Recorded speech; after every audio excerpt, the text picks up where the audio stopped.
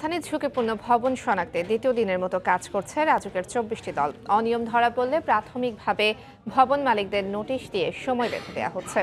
এই নির্দেশ অমান্য করলে মালিকদের বিরুদ্ধে আইনি ব্যবস্থা নেয়ার কথা জানিয়েছেন রাজুক কর্মকর্তা।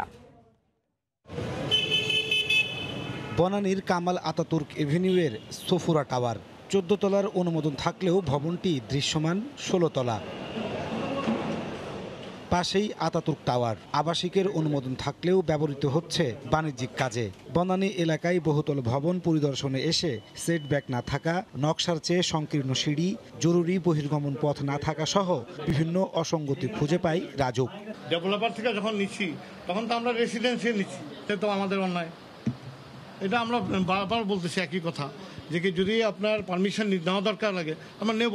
আপনারা এখন আসছেন, আপনারা তো আগে আসেন নাই, একটা অকারেন্স হয়েছে তখন আসছেন আপনারা, আপনারা আগে কোথাও আপনাদের টিকিও তো পাওয়া যায়নি। ধানমন্ডির ১৩ তলা এই বাড়িটিতেও নানা রকম পরীক্ষা নিরীক্ষা শেষে মূল নকশা, অগ্নি নির্বাপন ব্যবস্থাপনা সহ নানা বিষয়ে অসঙ্গতি খুঁজে পায় রাজুক। পুরো ভবনই আবাসিক আছে, একটা ফ্লোর বাণিজ্যিক ব্যবহার করতেছে। এটা নোটিশ করলে ওনাদের যে নোটিশ পিরিয়ড আছে, নোটিশ পিরিয়ডের মধ্যে ওনাদেরকে উঠে দেওয়া হবে। রাজুক কর্মকর্তারা বলেন, প্রাথমিকভাবে চিহ্নিত ভবনগুলোকে সমস্যা সমাধানের সময় বেঁধে দিয়ে নোটিশ দেয়া হচ্ছে। সময় মতো তা পালন করা না হলে মালিকদের বিরুদ্ধে আইনি ব্যবস্থা নেওয়া হবে। অফিসিয়ালি নোটিশ দেওয়া হচ্ছে, বেশ কিছুতে নোটিশ আগেও দেওয়া হয়েছে।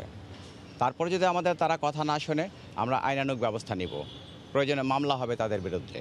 রাজুকের এমন উদ্যোগকে সাধুবাদ জানালেও এর কার্যকারিতা নিয়ে মিশ্র প্রতিক্রিয়া সাধারণ মানুষের। যখন দুর্ঘটনা হয় তখন এটা করার পর আবার চুপ হয়ে যায়।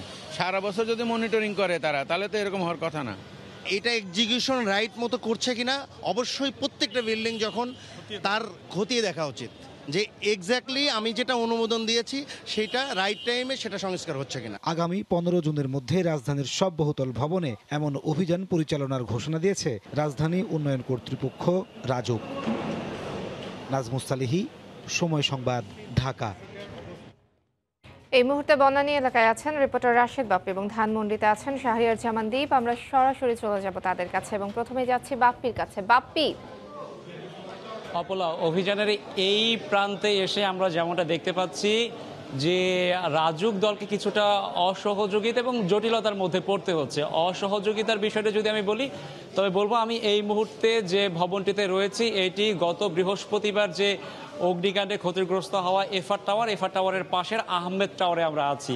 আহমেদ টাওয়ারে এখন থেকে প্রায় ৩০ থেকে ৩৫ মিনিট অতিবাহিত হলো, কিন্তু এখন পর্যন্ত এই আহমেদ টাওয়ারের কাগজপত্র চাওয়া হয়েছে, কিন্তু কোনো কর্তৃপক্ষের দেখা পায়নি রাজুকের দলটি। এছাড়া আমি যদি ছোট্ট আরেকটি বিষয় বলি, তুচ্ছ একটি বিষয়, যে এই ভবনটি কত তলা আমি প্রশ্ন রেখেছিলাম রাজুক কর্তৃপক্ষকে। একই সঙ্গে ভবনের যারা দায়িত্বে রয়েছে, নিরাপত্তার দায়িত্বে এবং ভবনটি যারা ব্যবহার করেন, তারা অনেকেই বিষয়টি বলছেন তারা জানেন না।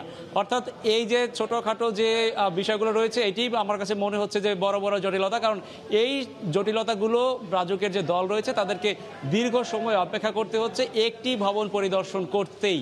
আর এই মুহূর্তে আমি যদি বলি যে আমার যে এখানে বনানী যে কামাল আতাতুর্ক এভিনিউতে সকাল 11টায়, বেলা 11টায় রাজুকের জোন 4-এর দল মূলত অভিযান চালাচ্ছে এবং এ পর্যন্ত মাত্র 4টি ভবনে তারা যেতে পেরেছে। প্রথমেই তারা গিয়েছে সাফুরা টাওয়ার, যে ভবনটি 14 তলার অনুমোদন থাকলেও তারা 16 তলা অর্থাৎ 2 তলা অতিরিক্ত তারা করেছে। এরপরে রাজুকের টিম ইরেকটাস টাওয়ার এবং আতাতুর্ক টাওয়ারে গিয়েছে এবং এখন আছে আহমেদ টাওয়ারে। আহমেদ টাওয়ারে এসে এখন পর্যন্ত তারা তেমন কিছু উদ্ঘাটন করতে পারেনি, তারা কাজই শুরু করতে পারেনি, শুধু ভবন কর্তৃপক্ষের অসহযোগিতার কারণে। আমি যদি বলি যে এর আগে যে আতাতুর্ক টাওয়ারে তারা গিয়েছিলেন, সেখানে গিয়ে তারা দেখতে পেয়েছেন ভবনটি আবাসিকের অনুমোদন থাকলেও তারা বাণিজ্যিকভাবে ব্যবহার করছেন। অর্থাৎ এরকম নানা ধরনের অনিয়ম রয়েছে এবং আমরা রাজুকের যে দল রয়েছে তাদের সঙ্গে আমরা কথা বলেছি, তারা বলছেন তারা চেষ্টা করবেন, আপ্রাণ চেষ্টা করছেন যাতে বেঁধে দেওয়ার সময় অর্থাৎ 15 দিনের মধ্যেই রাজধানীর বহুতল ভবনগুলোর যে অনিয়ম রয়েছে, অব্যবস্থা তারা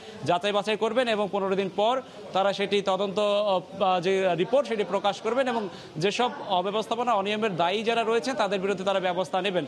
রাজধানীর ধানমন্ডিতেও কিন্তু একই রকম অভিযান চলছে বা পরিদর্শন চলছে। সেখানে আছেন সহকর্মী শাহরিয়ার জামান দীপ, সেখানকার খবর জানবো। দীপ।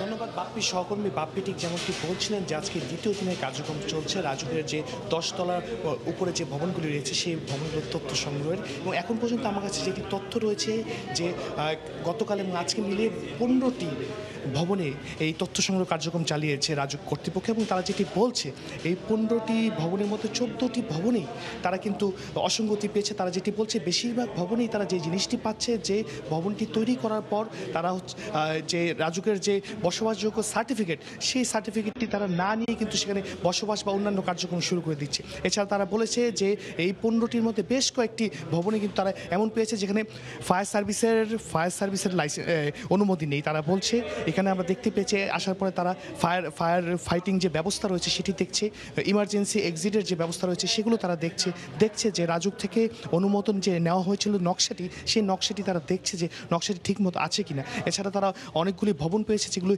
নকশার বাইরেও বর্ধিত অংশ যোগ করেছে, তারা সেগুলোর বিষয়েও দেখছে। তারা বলছে যে তারা তথ্য সংগ্রহ করছে এবং এই তথ্য তারা 7 দিন সংগ্রহ করবে এবং পরবর্তীতে এই তথ্যগুলো নিয়ে তারা পর্যবেক্ষণ করবে এবং পর্যবেক্ষণ করার পরে 15 দিন পরে তারা গণমাধ্যমের সামনে তুলে ধরবেন তাদের এই যে তথ্য সংগ্রহ কার্যক্রম রয়েছে, এই কার্যক্রমে তারা কোন ভবনের কী ধরনের অসঙ্গতি পেলেন, এই ভবনগুলোর মালিককে বা কোন প্রতিষ্ঠান এই ভবনগুলো তৈরি করেছেন। আমরা এখানে কথা বলেছিলাম, এখানে ভবনগুলো প্রতিষ্ঠান কোম্পানি যারা রয়েছেন তাদের সাথেও কথা বলেছিলাম। তারা বলছেন তারা এই রাজুকের যে তথ্য সংগ্রহ কার্যক্রম সেটিকে তারা স্বাগত জানিয়েছেন এবং তারা বলছেন যে তাদের ভুল রয়েছে এই ভুলগুলো তারা শুধরানোর চেষ্টা করবে।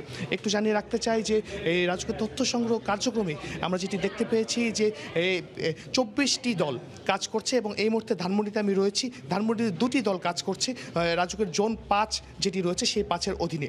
তো অপর এখান থেকে আসলে সর্বশেষ তথ্যটি আমার কাছে রয়েছে যে সকাল 11টা থেকে দ্বিতীয় দিনের যে তথ্য সংগ্রহ কার্যক্রম সেটি শুরু হয়েছে, এখনও চলছে এবং তারা বলছে যে আজকে বিকাল 5টা পর্যন্ত তারা তাদের তথ্য সংগ্রহ কার্যক্রম চালিয়ে যাবেন। অপলা।